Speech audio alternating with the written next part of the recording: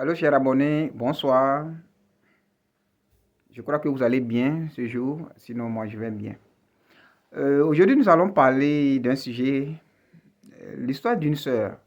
Et cela m'amène à lancer un appel à nos parents ou à demander à nos parents de prendre garde suite à ça.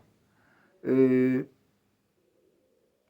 une fois, je discutais avec une sœur qui me parlait de sa vie universitaire ou de la façon dont elle a étudié, elle a évolué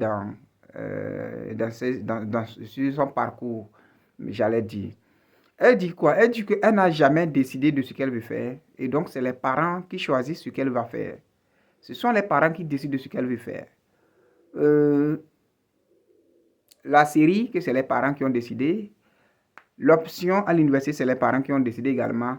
Maintenant, c'est quoi? Quand elle a fini, elle a fait une filière professionnelle.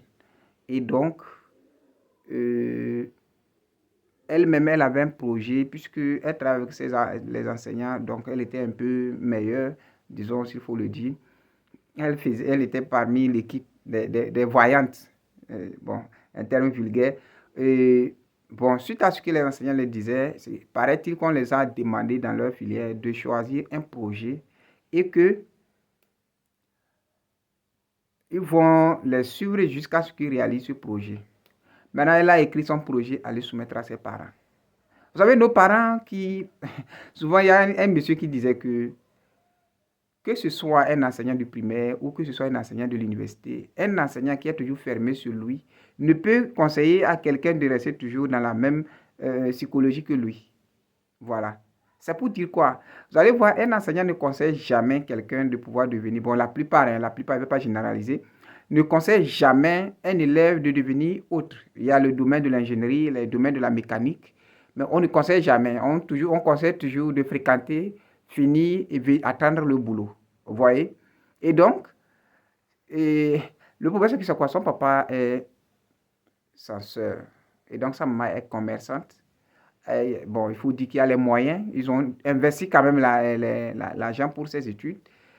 Bon, la fille aussi, elle n'est pas, disons, une fille désordonnée. Elle ne se laisse pas par les garçons.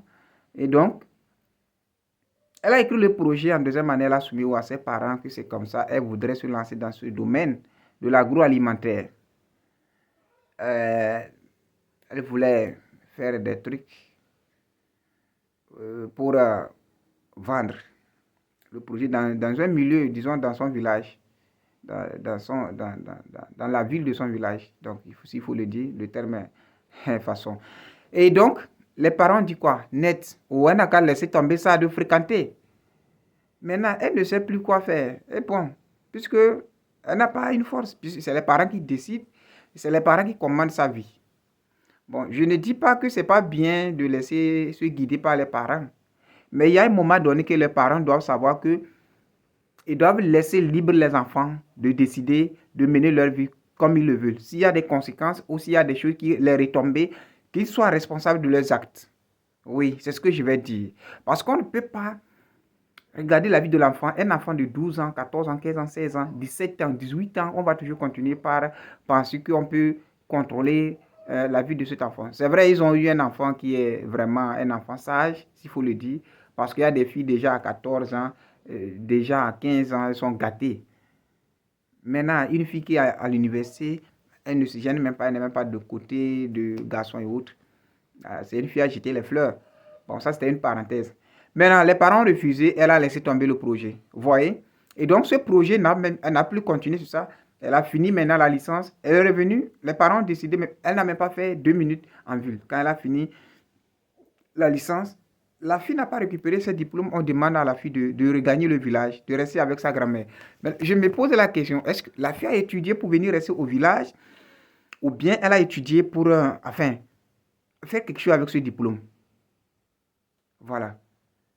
On doit comprendre que on n'étudie pas pour venir travailler dans le domaine qu'on a fait. C'est vrai, on peut se spécialiser réellement dans notre domaine, mais on peut se réorienter en faisant autre chose. Sinon, cette fille qui avait ce désir de devenir entrepreneur, Mais si les parents soutenaient cette fille, je vous avoue que la fille là n'allait pas échouer dans son domaine.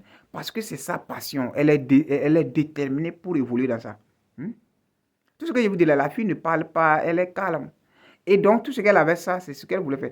Mais au finish, je vous dis que la fille est au village avec ses parents, avec une licence professionnelle. Voilà. Et les parents attendent que cette fille continue les études à l'extérieur. Mais les parents refusent que la fille la sorte du pays pour aller étudier en présentiel. Ils veulent que la fille fasse les études en ligne. Sous prétexte qu'ils doutent de la capacité de leur fille. Maintenant, chers parents, je reviens à vous. Quand vous nous mettez au monde, donnez-nous ce qu'il faut, le bagage intellectuel pour que nous puissions avancer. C'est vrai que nous avons certains enfants qui ne comprennent pas. Il y a certaines filles qui sont, disons, tu peux tout faire, ils sont toujours à l'état initial, elles ne veulent pas avancer. Oui. Maintenant, ce qu'il faut, il faut donner les bases, il faut donner l'essentiel, il faut donner l'essentiel. Si on cultive l'enfant de façon qu'elle puisse prendre en charge sa vie déjà à 16 ans, 17 ans, 18 ans, je pense qu'on doit plus avoir l'œil sur cet enfant.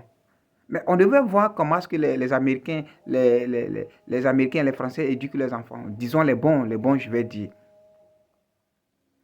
Déjà, normalement, un enfant déjà à 18 ans doit savoir se prendre en charge, doit savoir se défendre sans l'avis des parents.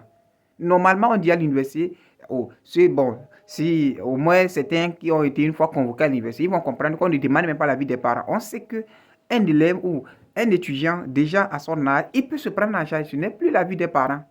Et donc, ça m'étonne que les parents vont s'intercaler ou vont s'opposer à ce que la fille décide de faire. Quand vous mettez au monde des enfants, je pense que, à un moment donné, les parents, je suis en train de parler, les parents doivent comprendre que, à un moment donné, leur façon de réfléchir n'est pas la même façon que la façon dont les enfants réfléchissent. Et ils sont appelés à écouter les enfants et non les imposer. Voilà. On écoute, si Dieu vous a donné un enfant qui est sérieux ou qui est soumis, écoutez-le parler aussi. Écoutez cet enfant parce que la parole de l'enfant a sa place. Voilà. Voilà. Je pense que vos commentaires, vos avis vont encore enrichir cette vidéo. Je suis sûr qu'il y a certains ici qui ont vécu ça. Ils n'ont pas le droit de décider. Ils n'ont pas le droit de dire quoi que ce soit. Et dans certaines familles, ce ne sont pas les parents, mais ce sont les frères qui décident. Ce sont les frères qui s'opposent. Tu dis tu veux faire ça, ils disent non. Tu dis tu veux faire ça, ils disent net. Mais bon, à quoi vaut, quel est le rôle que joue cet enfant? Quel est le but des études de cet enfant?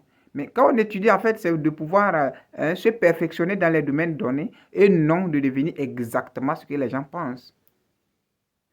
On n'étudie pas, j'ai souvent l'habitude de le dire, on n'étudie pas pour devenir fonctionnaire dans le domaine que nous avons eu à faire, mais on étudie pour avoir des connaissances et afin de pouvoir les développer, avoir des méthodologies et pouvoir les développer dans un domaine précis donné. Voilà. Et donc, je demande aux parents de faire beaucoup d'efforts pour pouvoir écouter, pour nous écouter. Nous sommes vraiment vos enfants, mais nous avons besoin aussi de vos conseils. Nous avons besoin de vos conseils, mais écoutez, veillez nous écouter afin que nous puissions donner ce que nous voulons contribuer pour la société.